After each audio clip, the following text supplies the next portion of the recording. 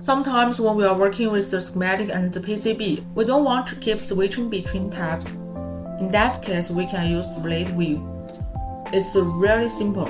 Just right-click on the schematic or PCB type, then choose Open in New Window. Software will open the page in a separate window, and you can place it on the other side of your screen for a side-by-side view.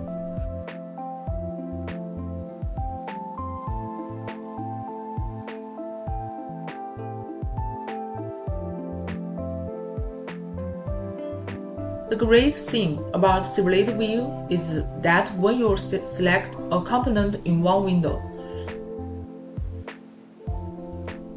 the matching component in the other window will automatically be highlighted.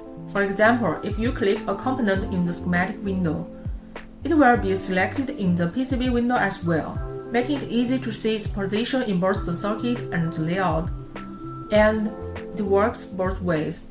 Select a component in the PCB window, and the schematic window will highlight it too.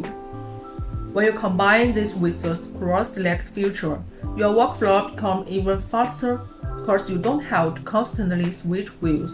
You can directly compare the edit between the schematic and the PCB in real time.